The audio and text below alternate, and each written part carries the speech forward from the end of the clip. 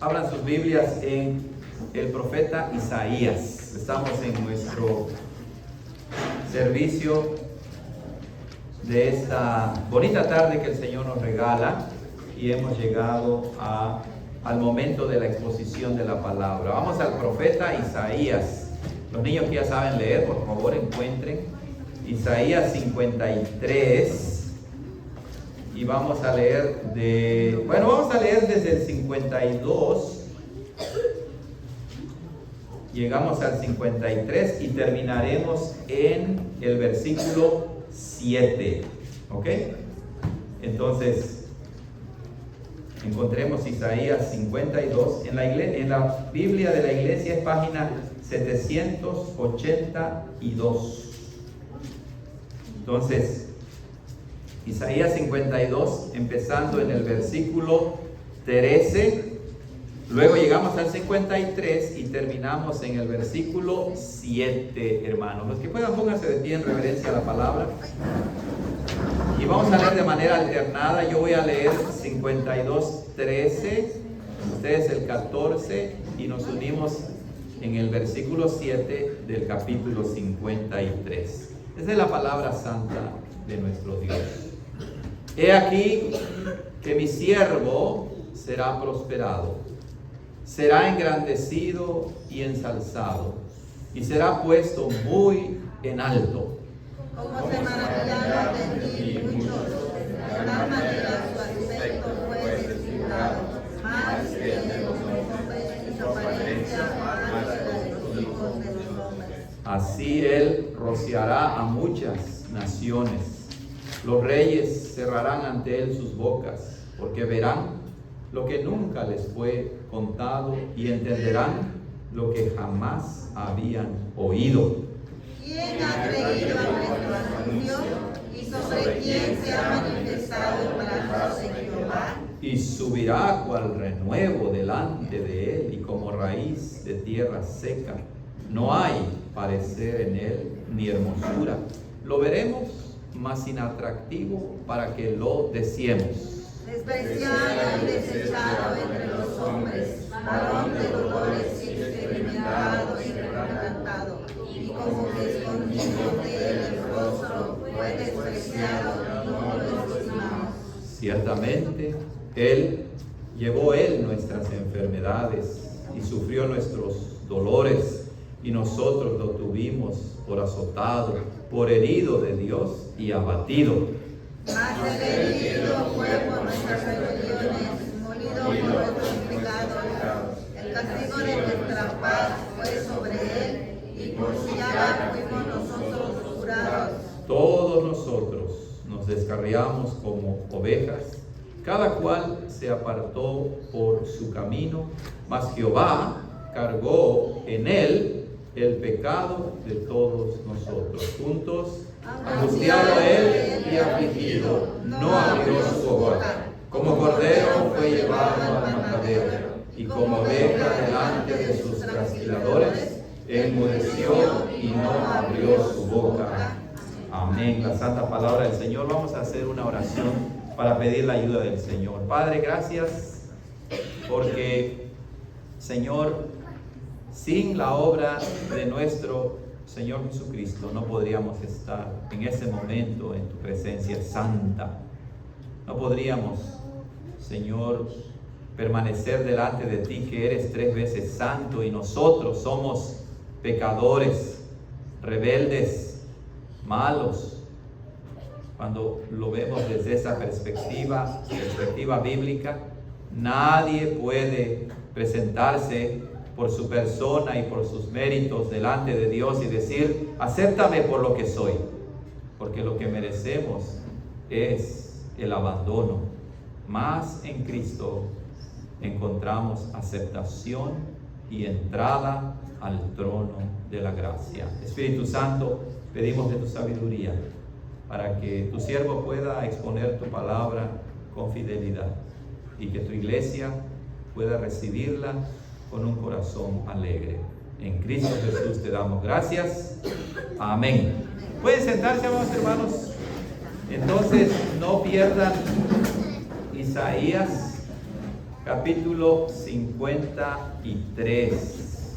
Como ustedes se dan cuenta, leímos desde el capítulo 52. Déjenme mover eso porque no lo necesitamos ahorita.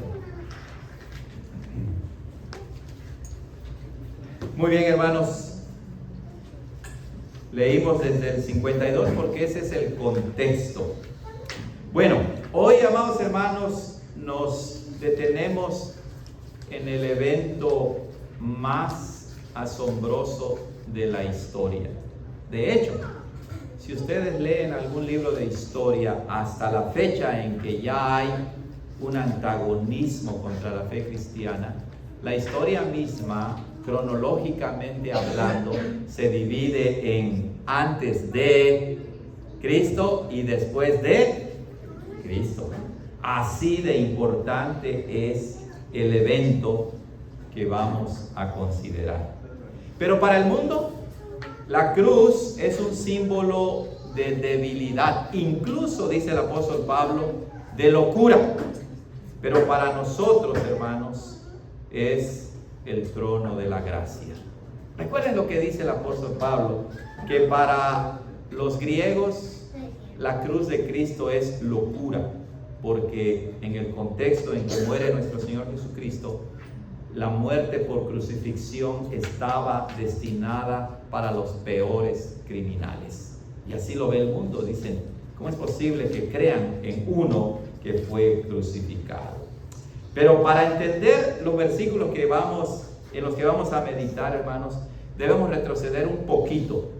Noten cómo Dios presenta a su siervo en Isaías 52, versículo 13 en adelante. Nos dice que su siervo será prosperado, será engrandecido, será ensalzado. Y de repente nos dice que su aspecto fue desfigurado más que el de los hombres, y su apariencia más que la de los hijos de los hombres.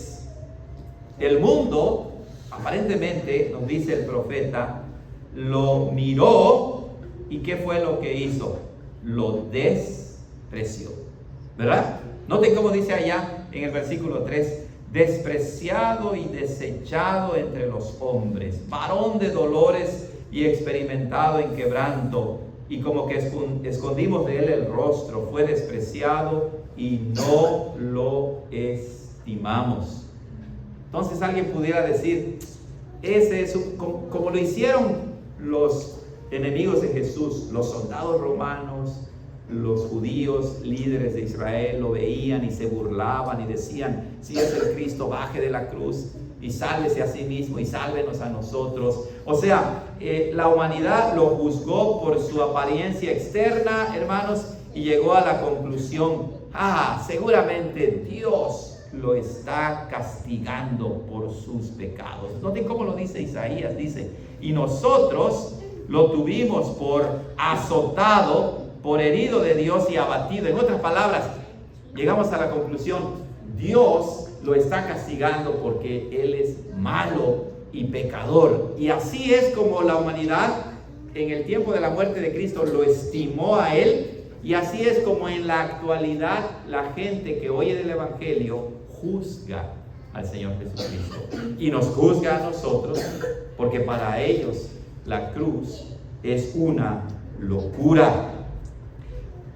Juan Calvino en su comentario, hermanos, dice, es algo monstruoso que aquel a quien Dios ha dado autoridad suprema sobre todas las criaturas sea así pisoteado y despreciado. Recuerden, Calvino dice esto porque la Biblia nos habla de Jesucristo como el Rey de Reyes, el Señor de Señores, el primogénito de la creación, el Rey de la gloria, y aquí nos lo presenta como pisoteado y despreciado.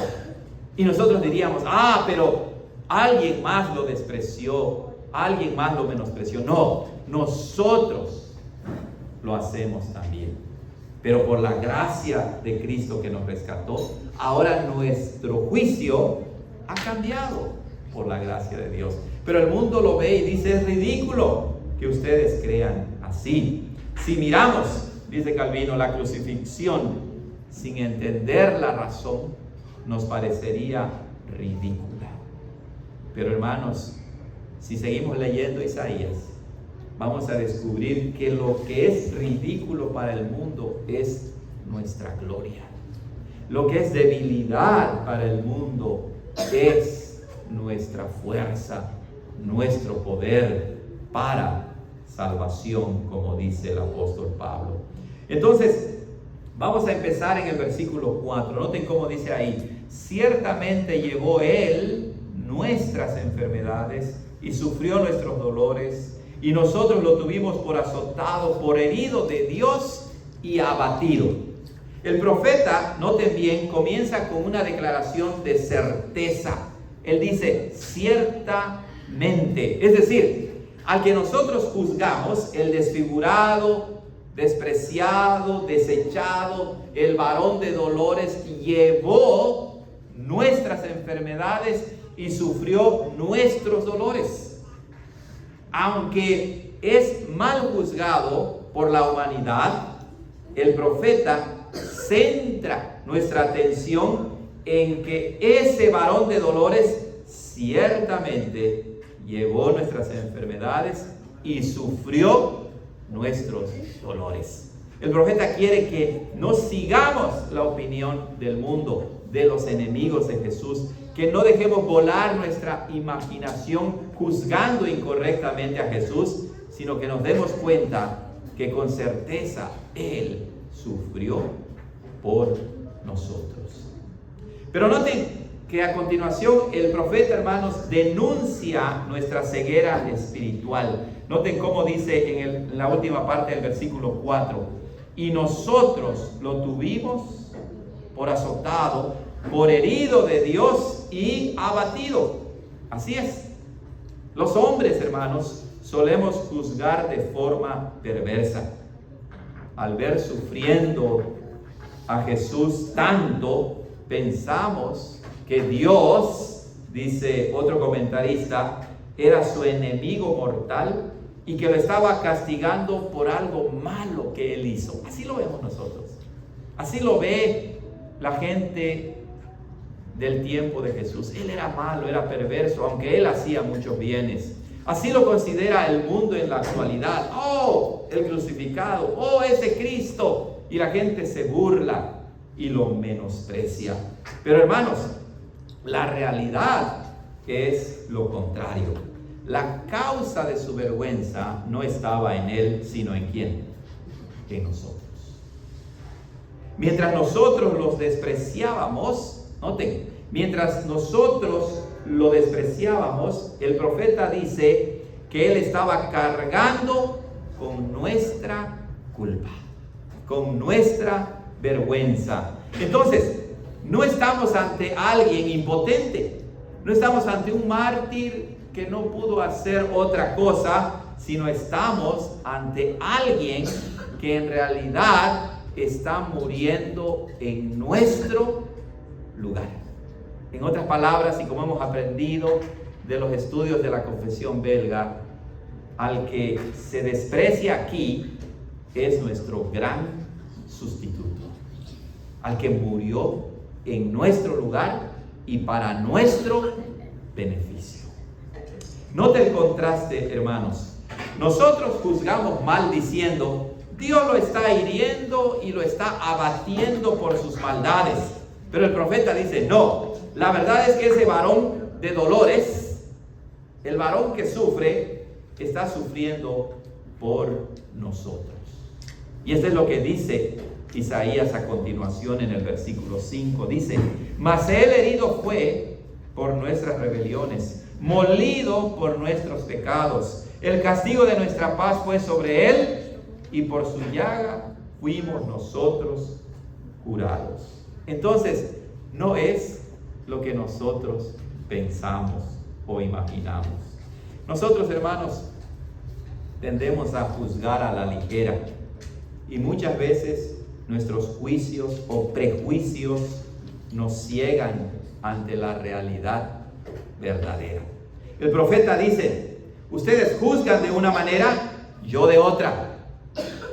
Ustedes ven al siervo sufriente como merecedor de su propio sufrimiento, pero en realidad sufre en lugar de ustedes como su gran sustituto y como el único que puede efectuar su reconciliación y redención.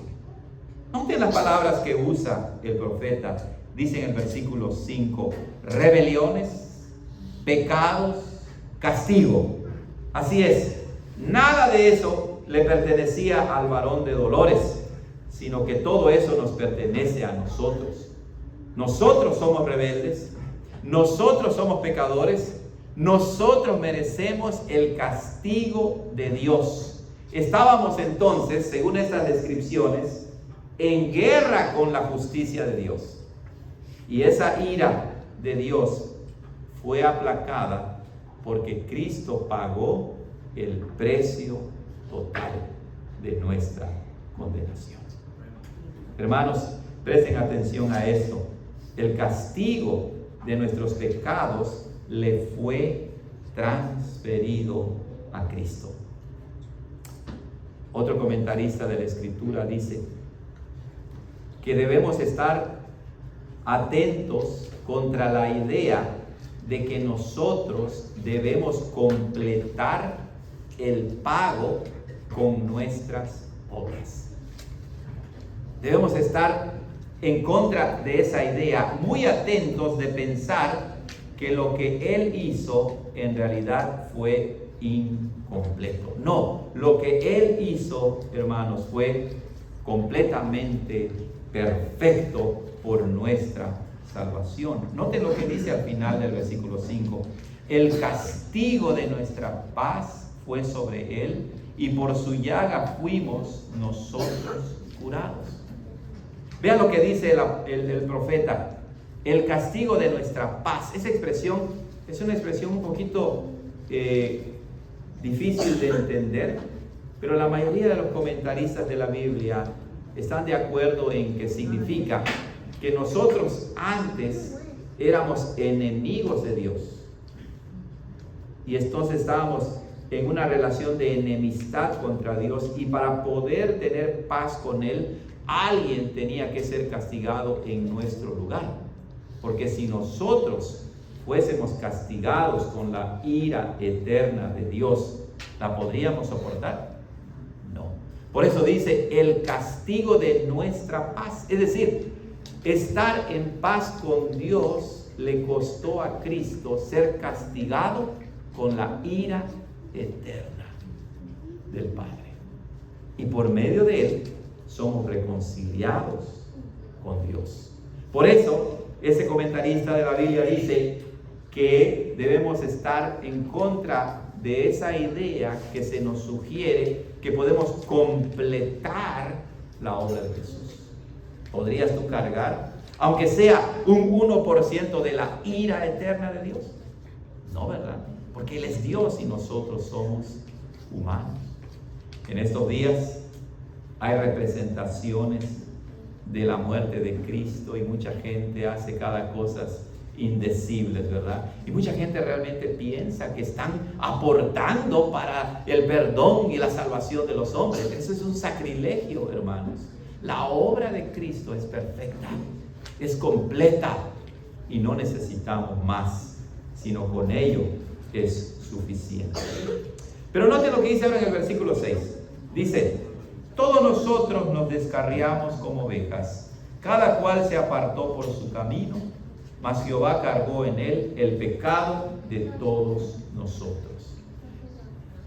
La pregunta es esta, hermanos: ¿hay alguno libre de rebelión, pecado y castigo delante de Dios? El profeta dice que no lo hay, y por eso exclama diciendo: todos nos descarriamos como ovejas. La rebelión entonces y el pecado son universales. Toda la raza humana ha caído en pecado y es merecedora del juicio de Dios. ¿No así lo dice el apóstol Pablo? Porque todos pecamos y estamos destituidos ¿de qué? De la gloria de Dios. Y eso está de acuerdo también con lo que Pablo dice en Romanos 3, basado en el Salmo 14. Todos se desviaron, dice. A una se han corrompido. No hay quien haga el bien, no hay ni siquiera uno. Pero sucede, hermanos, que cuando estamos en la multitud, tendemos a ocultarnos y ponemos excusas y decimos, bueno, todos somos así. Pero el profeta, inspirado por el Espíritu Santo, nos dice, no te puedes esconder detrás de la multitud, sino que tú tienes que dar cuenta de tus pecados. Note lo que dice después.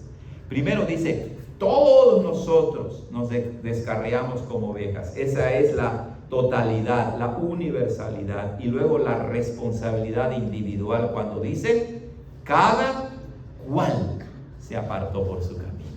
No es solamente todos estamos en la condenación, sino también yo de manera personal, tú de manera personal, de manera particular, cada uno de nosotros hemos tomado la decisión de apartarnos del camino de Dios.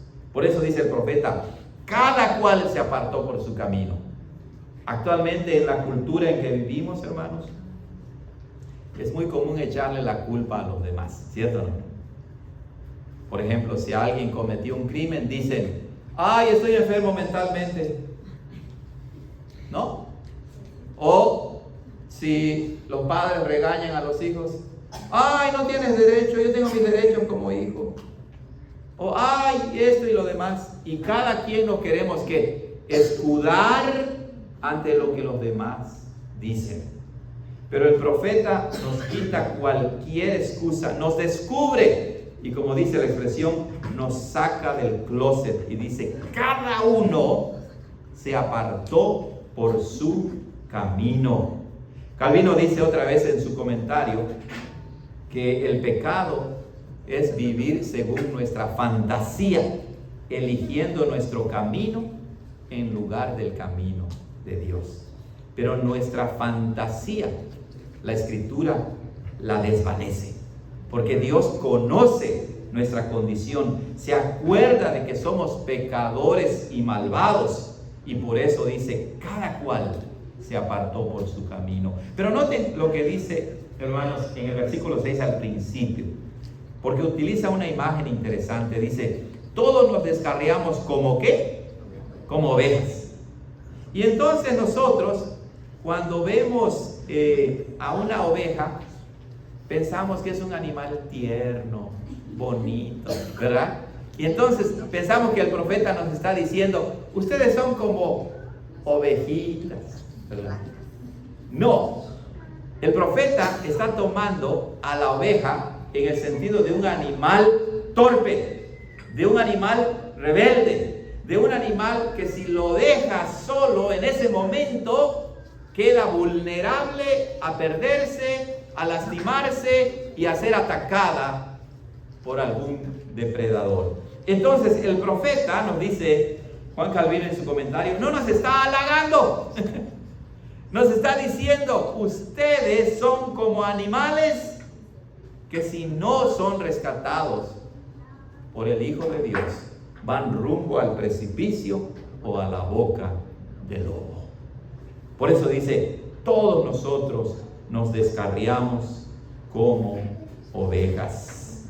Pero noten, hermanos, una vez más lo que hemos comentado anteriormente. Al final del versículo 6 dice, mas Jehová cargó en él el pecado de todos nosotros. Noten como entre líneas que la salvación es trinitaria. Es obra del Padre, del Hijo y del Espíritu Santo. Y aquí se menciona claramente al Padre y al Hijo. Por eso dice, mas Jehová, en ese caso el Padre, cargó en él, ¿en quién?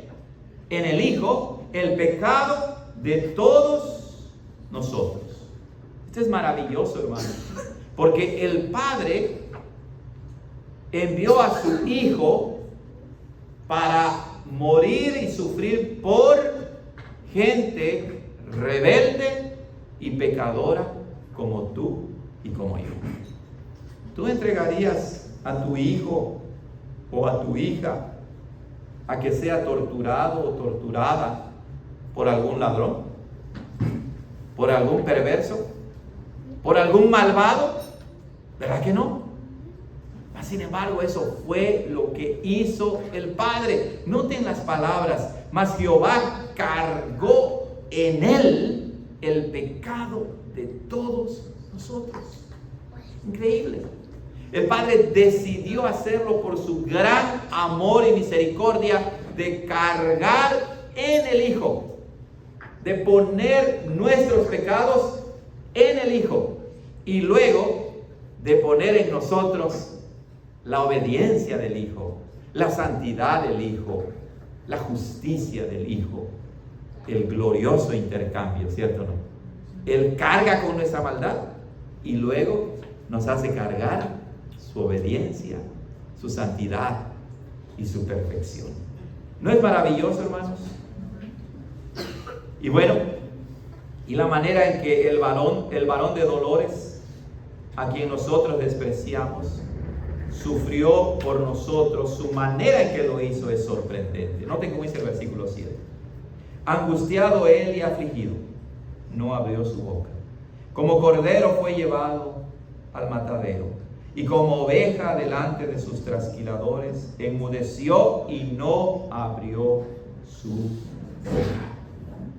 ¿Por qué guardó silencio Jesús ante sus verdugos? ¿Por qué guardó silencio?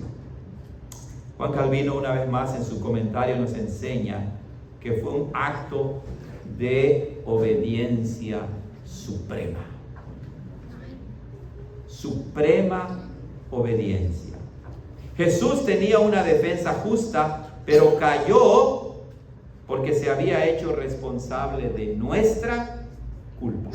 Cuando dice, mas Jehová cargó en él el pecado de todos nosotros, significa que en la eternidad el Padre y el Hijo estuvieron de acuerdo en que el Hijo iba a morir por nosotros y se iba a someter al peor de los sufrimientos y no iba a abrir la boca, porque si la abría, eso sería para nuestra condenación. Si había alguien que tenía razones para no ser angustiado, para no ser llevado al matadero y no quedarse callado, ese era el Cordero de Dios que quita el pecado del mundo, quien era santo, justo y recto. De hecho, cuando dice, mas Jehová cargó en él el pecado de todos nosotros, es lo que decía el hermano Julio en la oración, y es lo que dice el apóstol Pablo, que al que no conoció pecado, por nosotros fue tratado como si fuera un pecador. Aquí lo vemos ya en Isaías 53. Esto quiere decir que si hablaba y objetaba, entonces no había camino de redención y salvación para nosotros. ¿Se acuerdan otra vez de Pedro? Cuando Jesús anuncia que va a morir, y entonces Pedro, ¿qué hace? Dice que se atrevió hasta apartar a Jesús y le dijo, ven aquí, quiero hablar contigo. Y dice que reprendió a Jesús y le dijo, no hagas esto, no tienes por qué sufrir. Pero Pedro no comprendía que si Jesús se negaba, entonces no había camino de salvación para él ni para ninguno de nosotros. Y esto es lo que vemos aquí también. Su sufrimiento era una necesidad absoluta para nuestra salvación. No había otro camino.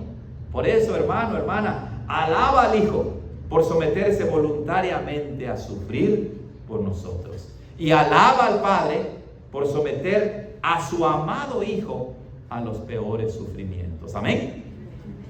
Esto es lo que recordamos en la crucifixión de nuestro Señor, que el Padre, que nos amó tanto desde la eternidad, decidió someterlo a esta angustia, como dice el versículo 7, dice, angustiado él y afligido, angustiado y afligido.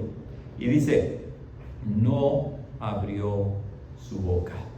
Él entonces, hermanos, decidió guardar silencio a la sentencia para que nosotros ahora pudiéramos, como dice el apóstol Pablo, por medio del Espíritu, clamar a Dios y decirle: Abba, Padre. De otra manera, ¿nosotros tendríamos algún derecho a hablar con Dios? Ninguno. Pero eso quiere decir que el silencio de Jesús nos dio a nosotros voz. El sufrimiento de Jesús nos abrió el camino al trono de la gracia. Como cordero del sacrificio, Él cumplió toda la ley. Y su silencio, hermanos, es la prueba de que su sacrificio fue voluntario. Nadie le quitó la vida. Él la entregó por nosotros voluntariamente. ¿Han visto ustedes películas sobre la crucifixión de Jesús? La gran mayoría de la gente lo ve y lloran por Jesús como si fuera una víctima impotente. Esa es la imagen con la que nos quedamos en la cabeza. Pero esa no es la imagen de la Escritura. Si quieres saber la verdad, lee al profeta Isaías y vas a ver que ese que sufrió no fue porque fue impotente, sino lo hizo voluntariamente para que tú y yo no sufriéramos la ira eterna de Dios. Y hermanos, lo que Isaías anunció, el Nuevo Testamento lo confirma en Cristo. El apóstol Pedro dice que Jesús llevó nuestros pecados en su cuerpo y por su herida fuimos sanados. Él fue herido para que tú tuvieras sanidad. ¡Qué increíble! Esto, hermanos, no es algo simbólico o un ejemplo ético o moral solamente, como si dijeran: oh, mira, Jesús nos dio un ejemplo, un modelo de ser buena persona y de sufrir por otros y nada más. No, Él realmente nos sustituyó. El Hijo se sometió al castigo de Dios por nuestros pecados para cumplir con toda la justicia de Dios. El apóstol Pablo lo dice aún más claro, como dijimos hace rato de 2 de Corintios 5:21. Cristo fue hecho pecado por nosotros para darnos su justicia. ¿Y ustedes recuerdan los evangelios? Cuando se le juzgaba injustamente a Jesús, dice que Él siempre guardaba ¿qué? Silencio. Y por su silencio, ahora nosotros podemos clamar al Padre y decirle: gracias, Señor, por lo que hiciste por mí. Por su sufrimiento, Él abrió el camino para que podamos entrar al lugar santísimo. Por su sufrimiento ahora no necesitamos sacerdotes, ya necesitamos un velo. El velo se ha rasgado y ahora podemos clamar al Padre directamente a través de ¿quién? De nuestro Señor Jesucristo. Esto significa, hermanos, que su obra es completa. Si Él llevó tu culpa, tú ya no estás bajo ninguna condenación. ¿No así lo dice el apóstol Pablo? Ahora pues, para los que están en Cristo ya no hay ninguna condenación. Si Él fue herido, nosotros hemos sido sanados. Si Él guardó silencio, tú ahora puedes acercarte al trono de la gracia con confianza y hallar oportuno socorro cuando lo necesites. ¿Nos atreveríamos, hermanos, a añadirle algo a la obra perfecta de Cristo? ¿Nos atreveríamos, como dicen los comentaristas de la Biblia, a igualarnos a Cristo agregando algo a su obra redentora? Así que no intentes añadir nada. Descansa en Cristo. El silencio del Cordero te ha dado una voz delante de Dios. Gloria a Dios de que Él guardó silencio y enmudeció para así sufrir plenamente la ira de Dios por nosotros. Amén.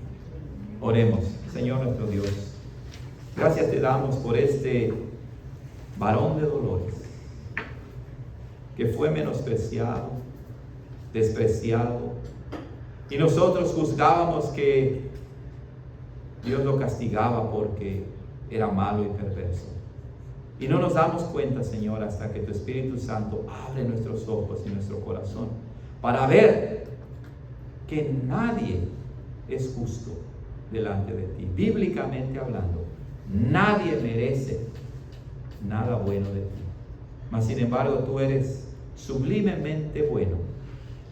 Y en Cristo nos has aceptado, nos has adoptado y has quitado toda nuestra maldad y nuestro pecado para que ahora podamos entrar al trono de tu gracia y poder tener comunión con el Padre y con el Hijo en el poder del Espíritu Santo. Gloria sea a Cristo por su gloriosa obra, una obra completa y perfecta por nuestra salvación. En su nombre oramos.